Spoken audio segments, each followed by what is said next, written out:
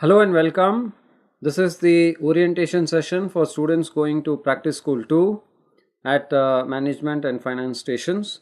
My name is Krishnamurthy Bindumadhavan, and in this particular segment we are going to continue the discussion on risk management, and I'm going to talk about the aspects relating to counterparty credit risk. So we'll focus on counterparty credit risk, which is an important element of credit risk for a lot of these multinational banks, because our finance stations comprise of these large banks like Credit Suisse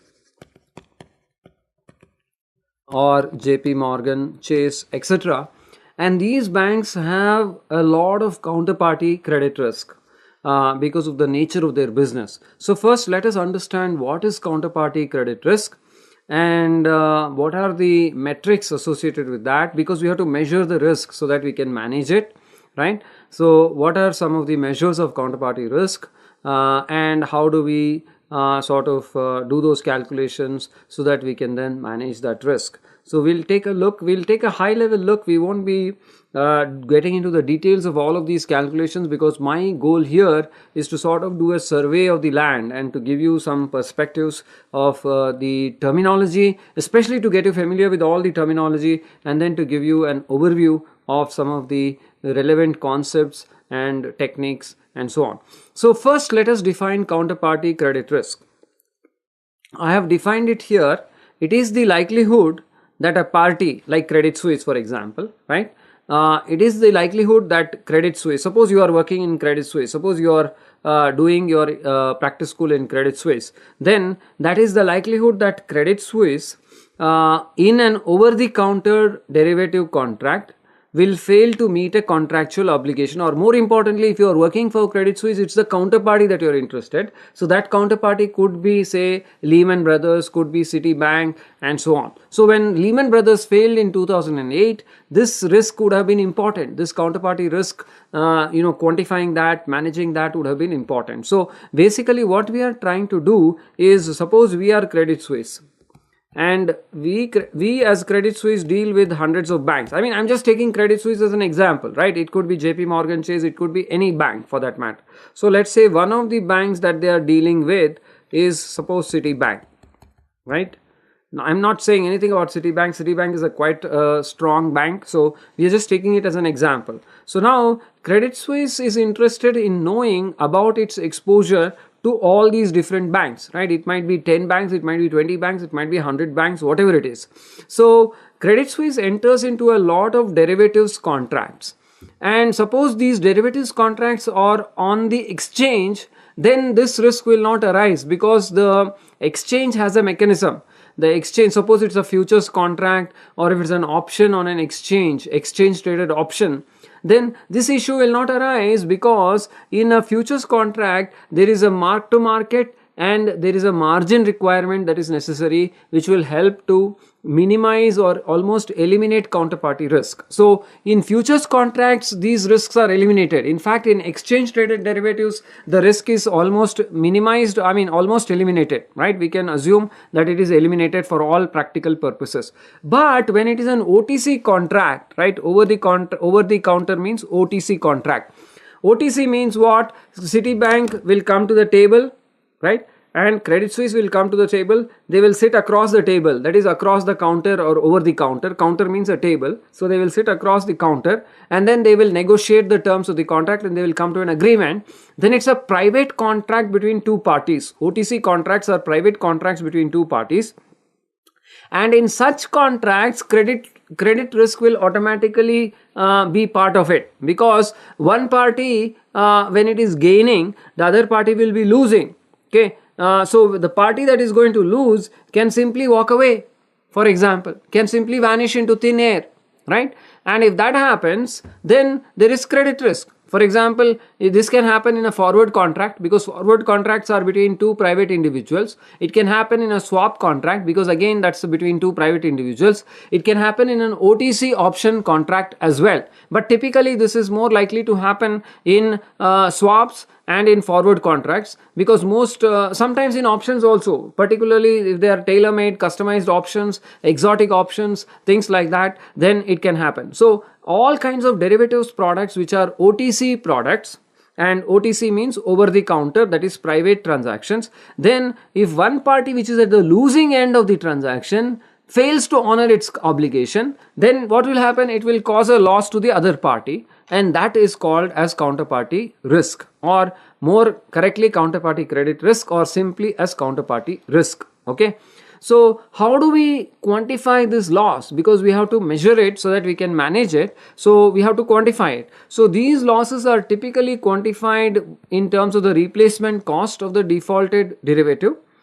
And another thing that we should note is that this risk is bilateral. So we may say that, okay, Credit Suisse, we are interested in the risk that Citibank poses to us. Okay, Citibank also will be interested in the risk that Credit Suisse poses to them. Right, because it's not that there's a chance that Citibank may fail, and if it fails then it will impact us, but there's also a small chance that Credit Suisse might fail and that may impact Citibank, because it's a two-way effect, isn't it? So it can go both ways. So the counterparty risks are bilateral, unlike other credit risks. So if a bank lends money to someone, let's say Credit Suisse is lending money to Intel Corporation, then that risk will be only unidirectional, because if Intel fails, then Credit Suisse will be affected. If Credit Suisse fails, Intel is not affected. Intel has already borrowed $100 million, and if Credit Suisse fails, so be it. Intel is not so much worried about that. But here, both the parties can be affected. So it is a two-way street. It's not a one-way street. So it is a bilateral risk. So how do we quantify this? One way is through what is called as the counterparty exposure. So what is the counterparty exposure? That is one way to measure this. Okay. So one way to measure this is through counterparty exposure. Counterparty exposure is the maximum possible loss if the counterparty defaults with no recovery. Okay. So if the counterparty defaults, then what is it that we are losing?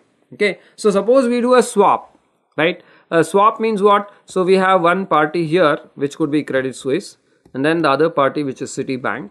And then it depends on the type of swap. Let's say it's an interest rate swap. Then we are, let's say, swapping out a fixed rate and we are getting a floating rate or something like that. Now, suppose when we initiate the interest rate swap, the value of the swap will be 0. Okay. Again, I'm assuming that you have taken certain courses. So for this discussion, as I told you, previous discussions, I had assumed that you have taken the SAPM course. Now for this discussion, the derivatives and risk management course, the DRM course, is the assumption that I'm making that you have taken. If you have taken the DRM course, then you will be golden, you will be good. But if you haven't taken the DRM course, then you should review some basic concepts relating to derivatives and risk management. Okay, and then only you will be able to make complete sense of this. So if you have not taken DRM course, one possibility could be to look at this book by John C. Hull, which is on derivatives, and you can go through the swap section, interest rate swaps, and try to understand that. So when we set up the swap, we will set it at zero cost, zero value to both parties. That is how we will derive the fixed rate. That's when we price a swap, we will find the fixed rate which will make the value of the swap 0. That is how the swap is priced. Okay, so you would have studied this in derivatives and risk management. Later on, the interest rates are constantly changing, so then the value could be there could be a value to the swap. So suppose, let's say, if the Credit Suisse is having a positive value. If Credit Suisse has a positive value, let's say, of $200,000, that means that Citibank will have a negative value of $200,000. It's always that way, right? So if one party is having positive, that means the other party is obligated to pay that to them. So therefore, because it's a two-way contract, so if Citibank is negative, Credit Suisse is positive. If on the other hand Credit Suisse is negative, then Citibank will be positive. Let's assume that Credit Suisse is positive. That means that Citibank owes Credit Suisse $200,000 on this swap, because of how the interest rates have changed because of the movement in the interest rates. So then what happens if Citibank fails? That means that Credit Suisse stands to lose $200,000 because it has a positive value of $200,000. So we need to find that value, and that is what is called as the counterparty exposure. That's what we are trying to find out. So the maximum of zero or the market value of the lost portfolio if the counterparty defaults and recovery rate is 0%. So if this swap, for example, this interest rate swap has a market value, a current market value of $200,000, then that would be the value for this counterparty exposure. For Citibank, if you see, so this is for Credit Suisse, this will be 200K. If you look at Citibank, its exposure is negative, right? So that means it has to pay. So if Credit Suisse fails, Citibank is not going to have any impact because it is the one that has to make the payment, right? Not Credit Suisse in this example. So therefore, that's why we have this maximum of 0. So if it's a negative value, then our exposure is 0, right? We don't worry about negative values because that means we have to make the payment, not our counterparty. So therefore, the counterparty credit risk will not arise. It will be only, it is bidirectional, but only one side will be active at any point. Right? So if Citibank owes money to Credit Suisse in this transaction, then Credit Suisse does not owe anything to Citibank, right? Because Credit Suisse has to get 200,000. So if Citibank fails, then Credit Suisse is concerned. But if Credit Suisse fails, Citibank doesn't care. I mean, Citibank might actually benefit because it doesn't have to pay that money anymore, possibly. Although, when it fails, somebody else will take over, like the central government, the central bank or something, and they will still demand that money. But it doesn't, they won't consider, so they will put 0. So it doesn't matter to them because they have to make the payment. Only when the counterparty owes you money, then only the counterparty credit risk comes into the picture. Okay, so this is how we will calculate the counterparty exposure. Very simple only. The mechanics may be more complex because the market value we have to find out. So that market value, finding out the market value can be fairly complex. But when you go to a bank like Credit Suisse and JPMC, those models will already be there. You won't have to build those models. There will be a model which will give you the market value. And then you have to just, come up with these numbers. You have to be able to interpret what is going on. That's what we are trying to do here, so that it will help you to understand this. You may have to tweak models, but building a complete new model is probably going to be very rare. Mostly it will be about using the model. That will be probably the most important activity that you will do.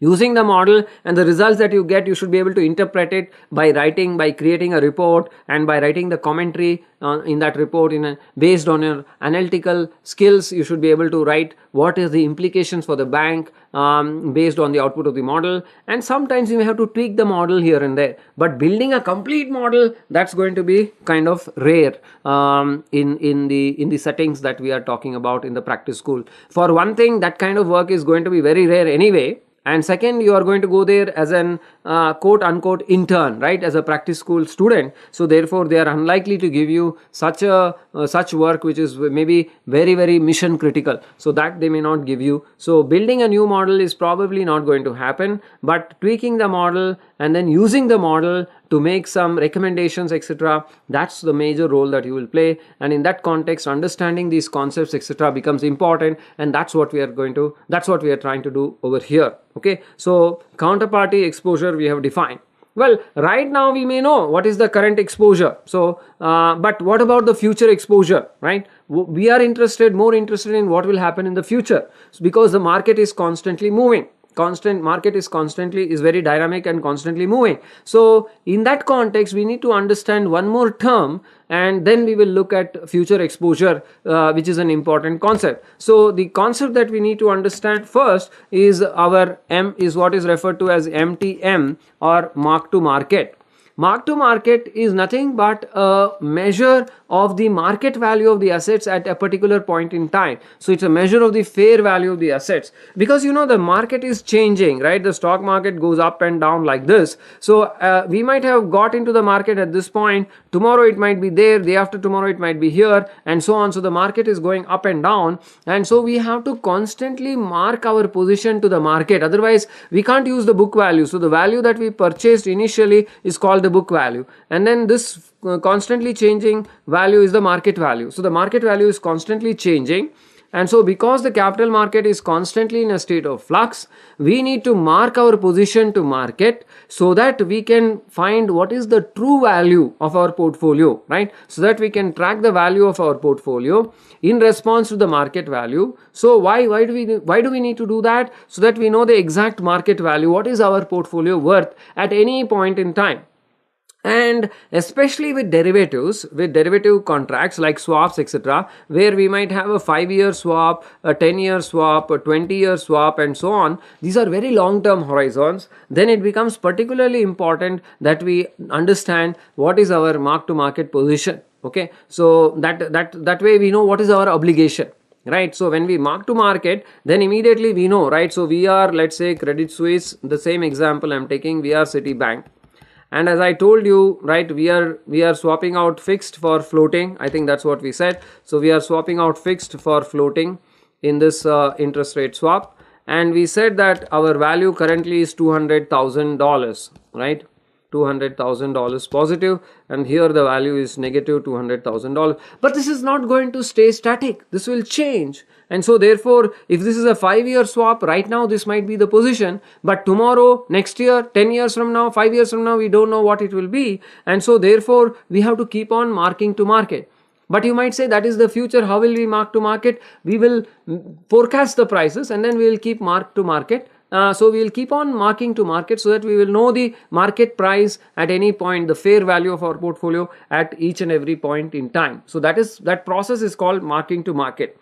In your DRM course, for example, you would have studied futures, and you would have studied that in futures we have to post a margin, and that margin is updated on a daily basis using mark to market, right? We have to mark to market, the margin position is updated on a daily basis using mark to market, so that there are no surprises, unlike in a forward contract. In a forward contract, that contract will settle only at expiration, okay, at maturity. But futures contract is marked to market on a daily basis, so that counterparty risk is eliminated. So whenever we try to minimize or eliminate counterparty risk, we need to keep track of the market movements, and that's what we do in futures because the exchange wants to minimize the counterparty risk. Here also, when we are managing counterparty, we want to track this mark to market so that we understand exactly what is the counterparty credit risk. So that's the idea behind mark to market. That's why we mark to market, so that we will know exactly what is going on, okay, what is going on in the market.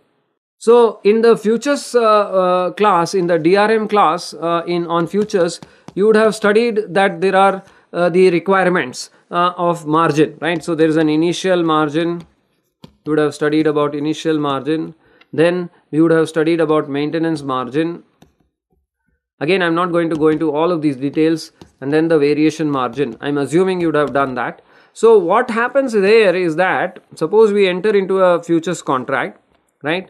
And let's say we are entering into a futures contract where we are we could be a farmer, maybe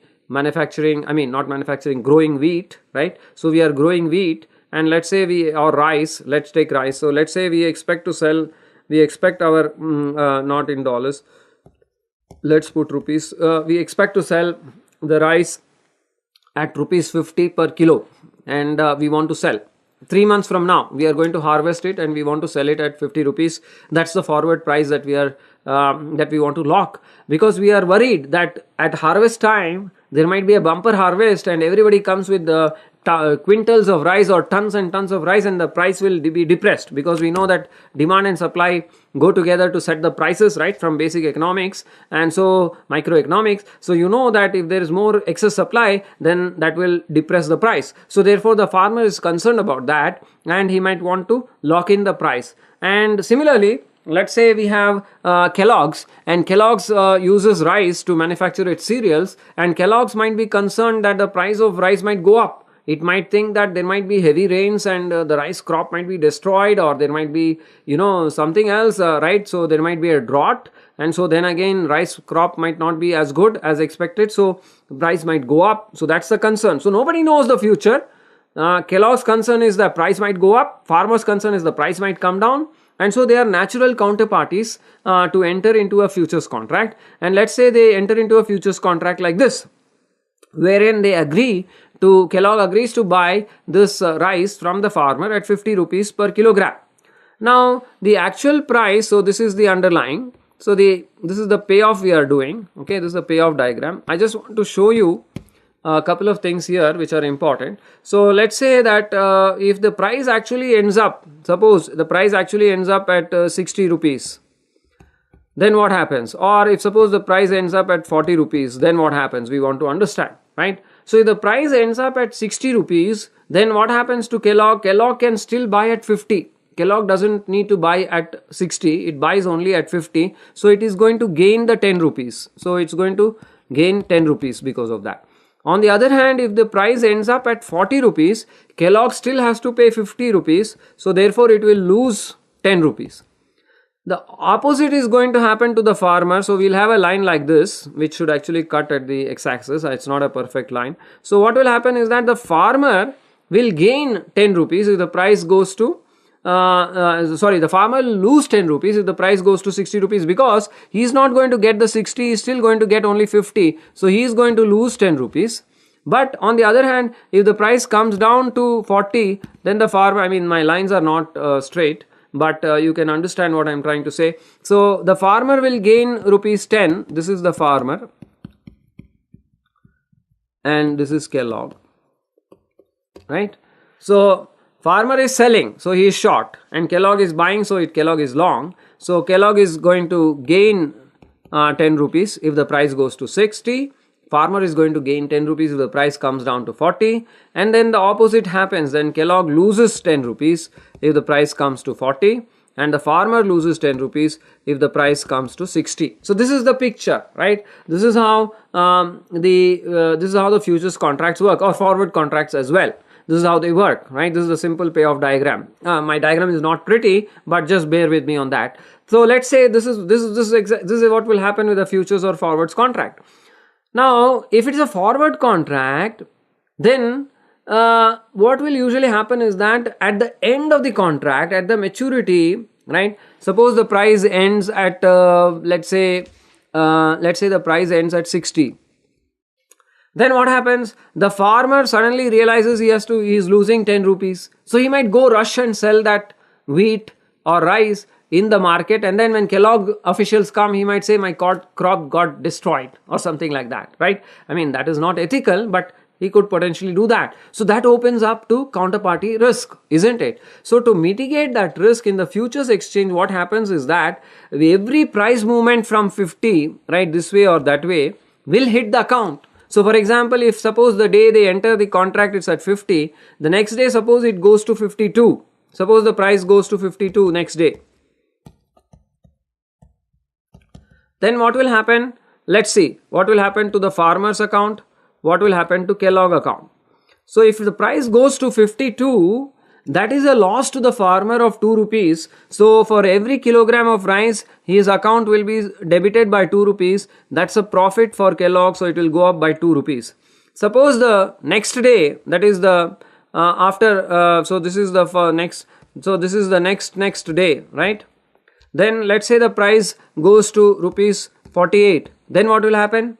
Now the farmer has gained 4 rupees from 52, so his account will be credited with 4 rupees and Kellogg's account will be subtracted 4 rupees. So this is called marking to market, so that the gains and losses that occur because of the movement of the underlying whatever it is, here it is the commodity which is rice, as the underlying moves, then our position changes and we are continuously marking to market, and and we are continuously tracking those changes. That is what is called as marking to market. And so they have to post a margin, and this movement will be added and these additions and subtractions will hit that margin, okay, and the margin may fluctuate. So that's why we have initial margin, maintenance margin and variation margin concepts, which I am not covering here, but those concepts would have been covered in the DRM course, my assumption. And if that is a bit rusty, then you might want to review that part again. You can review that from the Hull book as well, or from any other standard derivatives textbook. You can look up the futures section and then you can read it. But my recommendation would be the John C. Hull textbook, which is on derivatives. There's a book called Derivatives futures or something like that. So there's a book on derivatives by John C. Hull. You can just look that up. India edition is available for about 500 rupees, or you can get it from the library and take a look at it. Okay, so this is about how we do mark to market. That's sort of the idea that I wanted to cover. So marking to market is very important, and by marking to market we can find out what is our exposure at this point in time, what is the value of our position, and therefore what is our exposure. So now with regards, so coming back to counterparty credit risk, so now we want to apply this. So what we have said is that we as Credit Suisse might have exposure to 10 different banks, like for example the Citibank, wherein we have an interest rate swap, and that swap has a value of $200,000. So therefore if Citibank fails tomorrow, then we will lose that $200,000. So that is called the current exposure, that is the current value of our counterparty exposure. So that's called current exposure. Now what about the future? Because we are more interested in the future, and particularly because these swaps can be for 5 years to 20 years and more, so therefore the future becomes more important for us, and so that we know what is our exposure, likely exposure, so that we can plan for that, we can try to mitigate it or plan for that. So how can we track that? So there is something called expected exposure and potential future exposure. Sometimes this potential future exposure is simply called potential exposure, okay, in some institutions. So you might want to keep that in mind.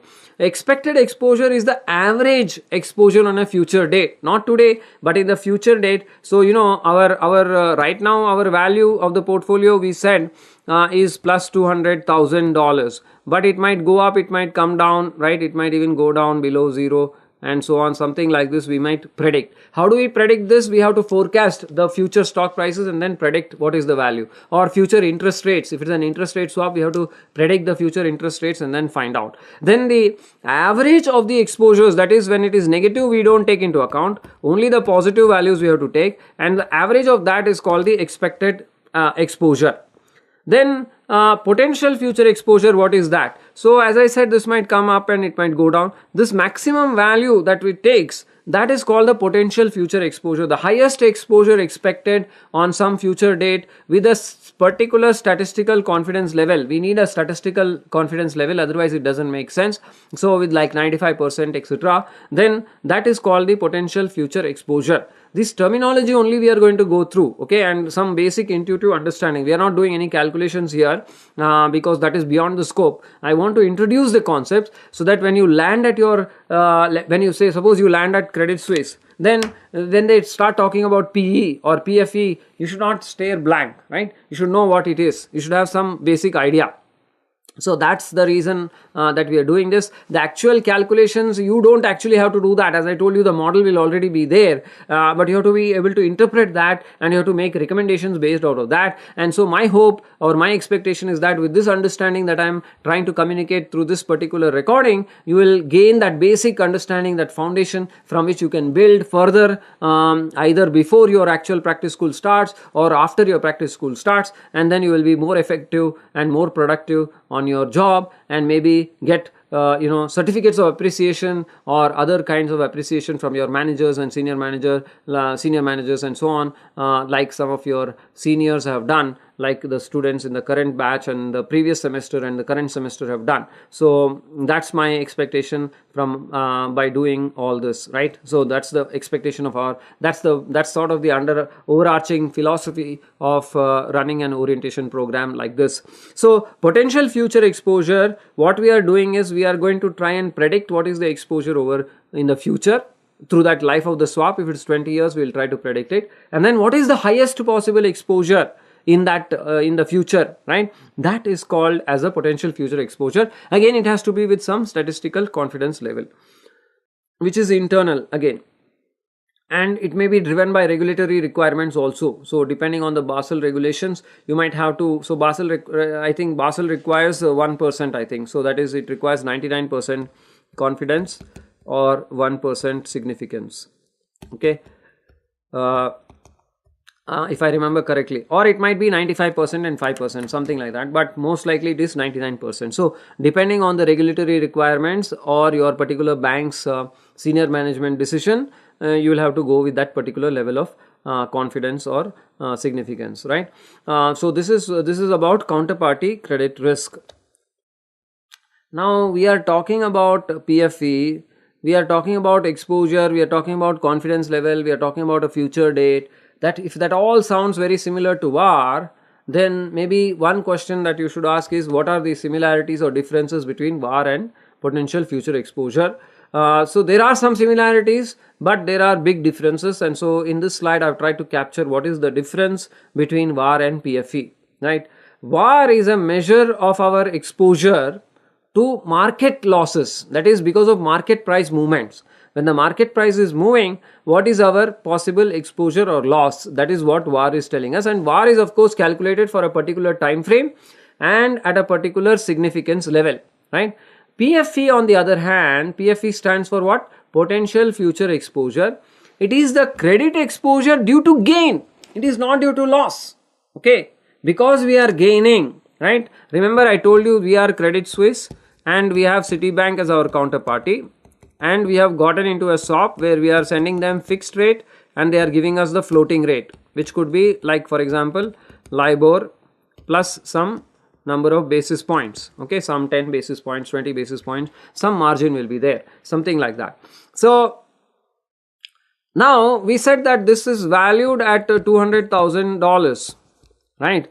So because it's a gain, there is a possible loss. Because it's a gain to us, it's a loss to Citibank, and because it is a loss to Citibank, they may not honor it if they face difficulty.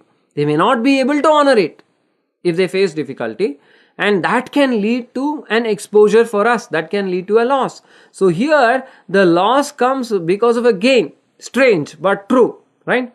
Here in the case of VAR, the VAR will be exposure due to when the market is plunging, when the market is going down, there's a problem. Here when our value of the position is going up, then the PFE goes up. So when market is going down, VAR will go up.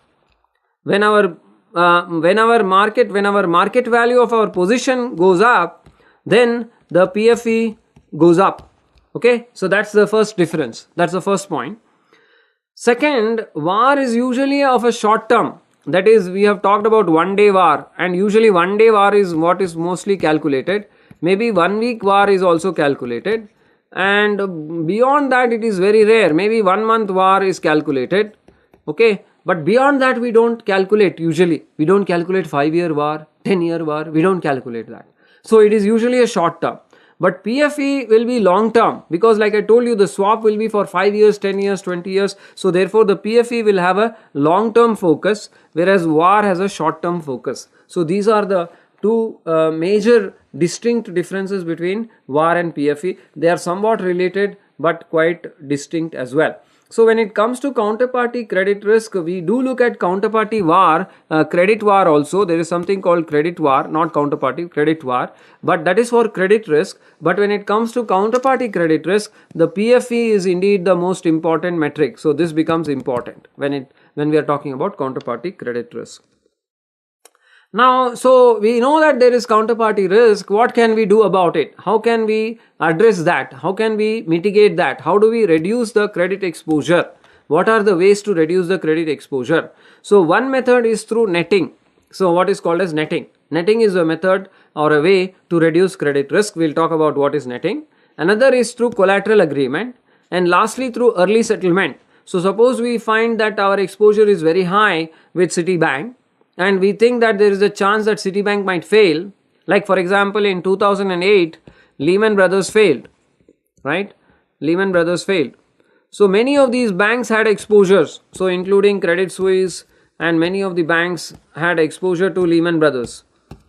They could have asked for an early settlement. Some of them, if they had a proper tracking mechanism, and if they could sense that there is a problem with Lehman Brothers, then they could ask them to settle early so that we can close it out. They might try to close it out. So that is another way to reduce the credit risk. Of course, your call has to be accurate. If you feel that Lehman is failing, before it fails, not after. Before it fails, if you could get an early signal, then you can try to do an early settlement. Otherwise, it's no use. Then there are other methods like netting rights and collateral agreements. So let's talk briefly about that. What is netting and what is meant by collateral?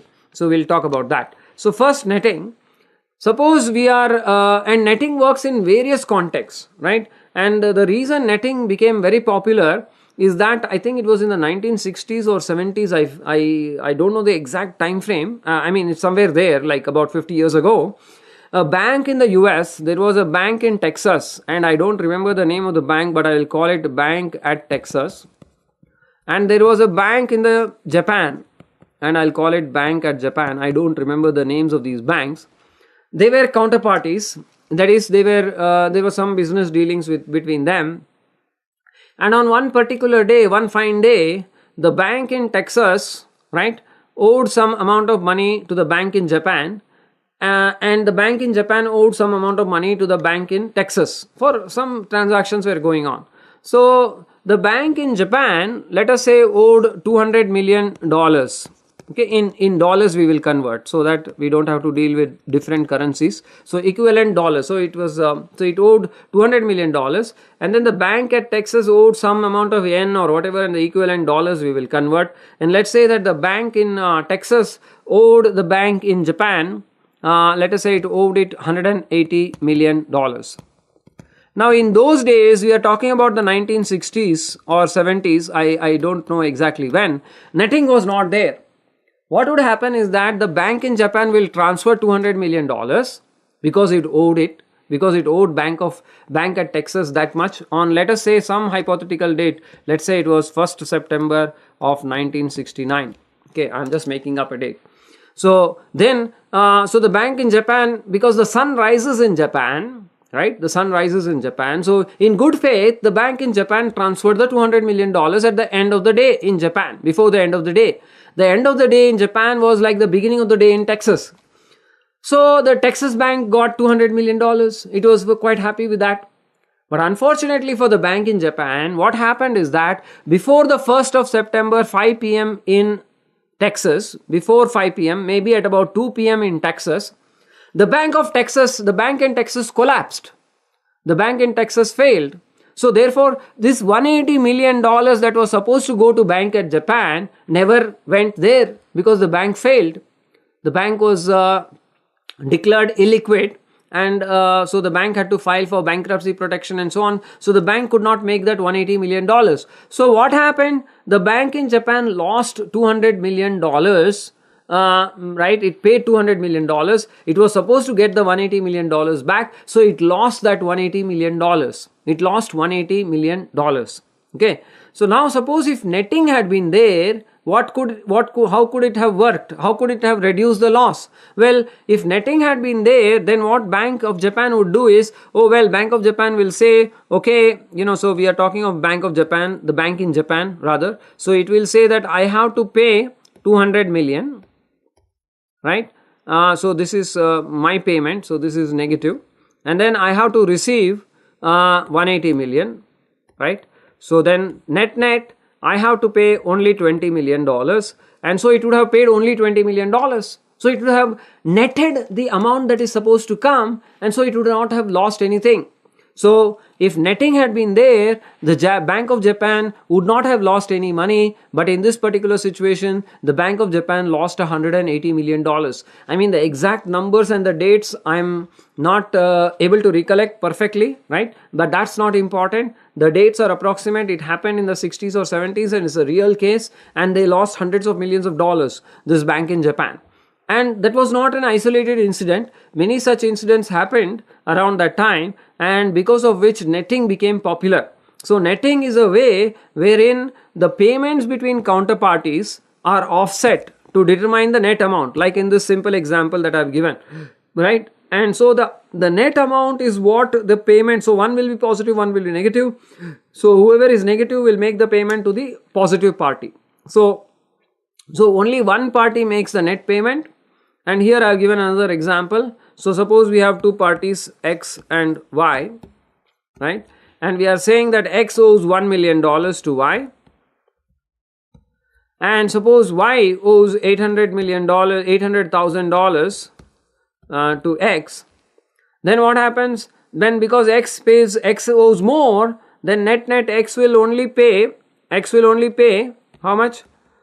1 million minus 800. that is X will only pay $200K. So that is called netting, right? So if counterparty X defaults, then counterparty Y only loses the 200,000 instead of the 1 million. Just like over here, the Bank of Japan would have lost only 20 million instead of the $180 million. So that's what that's a huge benefit of netting, and it can reduce counterparty risk in a huge way, right? It can minimize the counterparty risk. Now we can do it for one product. Let's say they have one swap, so they might have a swap product. Between these two, they might be trading on swaps. They might have forwards. They might have exotic derivatives, for example, and so on. So we can do it at a product level, or we can do it across products. So if you do it across all products, that is called cross product netting, right? So therefore we can net across all products. In swaps we might be positive, in let's say forwards we are negative, and in exotics again we are positive. So net we might be positive or we might be negative. So we can find out the overall net obligation of our bank to another bank, and therefore we can minimize the counterparty credit risk using a netting arrangement. And this is very popular. This is the de facto standard. All banks do netting across all products. So it's a cross netting that is usually done in India and across other countries as well. Collateral arrangements or collateral agreements is another way to mitigate counterparty risk. What is a collateral agreement? This is not something that will be unfamiliar to you, right? It should be quite familiar. Suppose you go and ask for a loan. Suppose you go to ICICI Bank, and let's say you may not have done this, but let's say your parent has done this, right? So they want to buy a house. So to buy this house, then you need, let's say, 50 lakh rupees. I don't know. Let us say we need 50 lakh rupees. So then your dad goes to ICICI Bank and then applies for a loan. Now when ICICI Bank gives 50 lakhs loan to your dad, there is a small chance that he may not be able to pay, right? I mean, maybe not your dad, but let's assume that whoever it is, right? So Mr. ABC, it has given the loan. And Mr. ABC, there's a small chance that he may not repay that loan, and it's a huge loan because Mr. ABC may be only earning 10 lakhs annual salary, let's say, and he has taken a 50 lakh loan. So then what will happen? The bank will ask for this to be they will take a lien on this property, what we call a lien on the property. That is nothing but the collateral.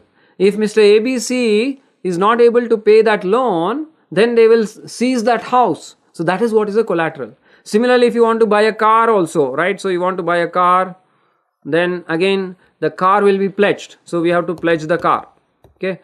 So that is again a collateral. So in a company, in the case of a company, then there could be other things that could be the collateral. For example, the land, the building, or the stock. Stock means the inventory I'm talking about, right? Inventory or stock, and many other things, even financial collaterals, financial securities can act as a collateral. So basically these are provisions that if suppose the exposure exceeds some threshold, right? So we may not usually ask for a collateral, but suppose our exposure is exceeding, let's say it's exceeding $1 billion. I mean, billion seems large. Let's say it's exceeding $100 million. So we are Credit Suisse, and then we have Citibank here, right?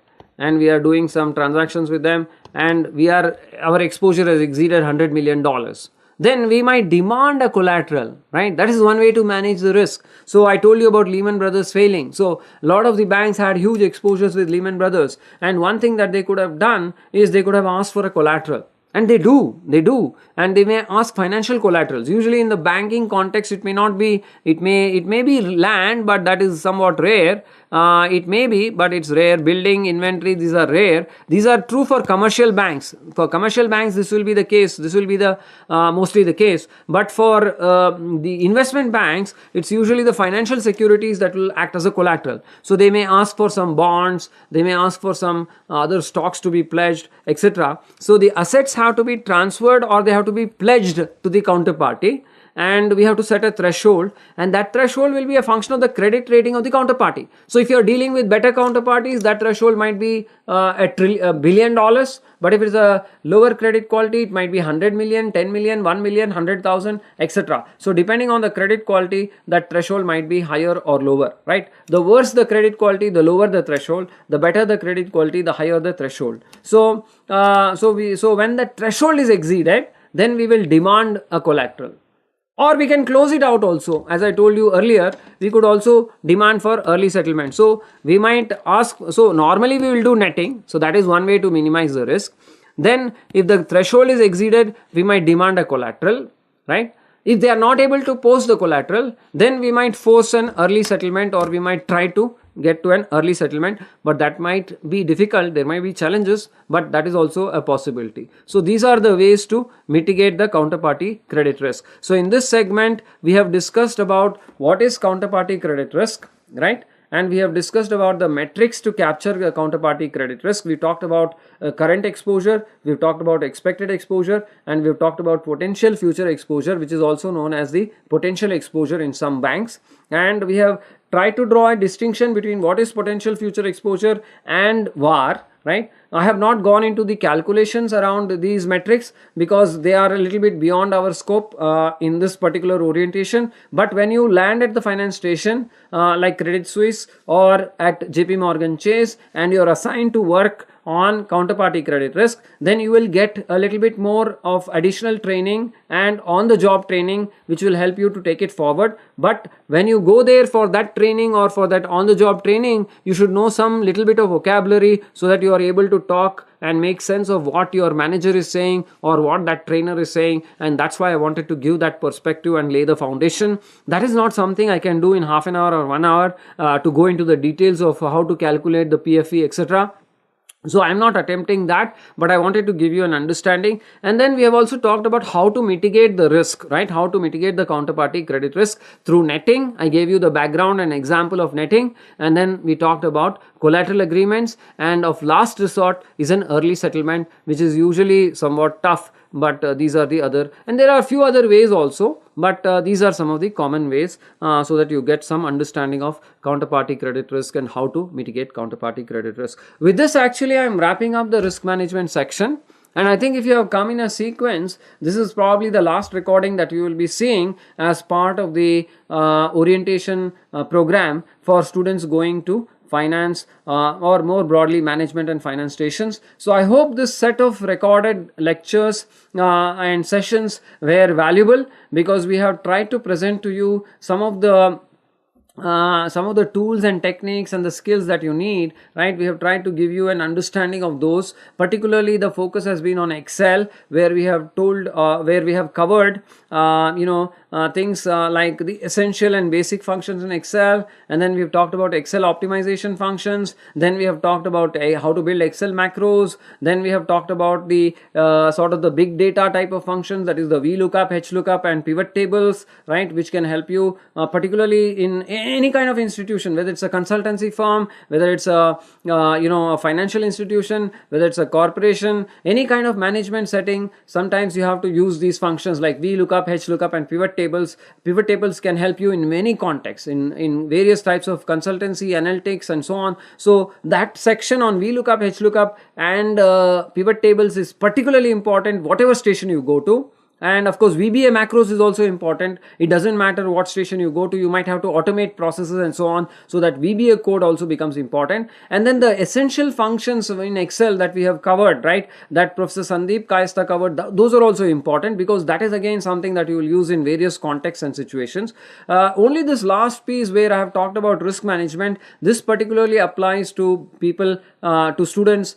This particularly applies to students going to banking and finance stations, and particularly to the big banks like JP Morgan Chase, Credit Suisse, Goldman Sachs, and so on. So there, this counterparty credit risk becomes important. So through all of these lessons, that we have pre-recorded. Our hope is that by replaying this, you will gain that basic exposure and therefore build a strong foundation. And we have given you some pointers, additional resources, online resources, etc., which you should leverage so that you can build on your knowledge base. One last thing I have also put, and this is something that I missed mentioning in any of the other sessions, so I want to mention it quickly. I have also put we are also going to put a file which will have the shortcuts, the Excel shortcuts, and you should go through that, because a lot of times, I mean, we all know Control C, Control V, and these kinds of Microsoft Office shortcuts you understand, but there are some shortcuts within Excel, specific to Excel, which can be very helpful when you do a lot of power work in Excel, right? When you have to do day in and day out, you have to move data here, move data there, do some collation, do some reporting, etc. You have to play around with data all the time, which is what will happen when you land up at a management or finance station, because you're working with numbers, you're working with Excel all the time. Then the Excel shortcuts can be very helpful. And so I will be loading, I will be posting one file which will have a list of Excel shortcuts, and you should try to get familiar with all those various shortcuts. That will also help you in a big way in terms of the work that you do at the stations. So in conclusion, I hope this set of recordings, where we as a team have put a lot of effort, that is our outside expert Mr. Saeed from Credit Suisse, Professor Sandeep Kayastha, who is BITS Pilani off-campus faculty in the management department, and myself, Krishnamurthy Bindumadhavan. I am also faculty within the off-campus programs. We have put a good bit of effort to research what is the gap, right? To understand what is the gap, and then we have tried to address the gap between what we cover in academics and what is expected at the industry through these recorded sessions. And I hope you are able to reap the benefits of this, and you can only do that by replaying this and then taking forward the learnings, right? By practicing some of the models that we have built. You should also try to build it from scratch again, and try to take it, not only rebuild what we have done, but take it further. Like, for example, that Monte Carlo simulation of VAR, I gave you some ideas and I gave you some direction, and you should take it to the next step by downloading information from the website and doing some further, analysis out of that. Similarly, in other cases, in VLOOKUP section, in the HLOOKUP section, in pivot table section, I gave you some guidance in terms of what more you can do. So you should do all of that so that you are well prepared when you hit your management and finance workstation, and you are productive, and you are able to do a good job, and hopefully that will translate into further benefits for your future career. I wish you all the best. Take care, and I hope to catch you at your finance station or your management station in the near future. In any case, all the best to you. Bye for now.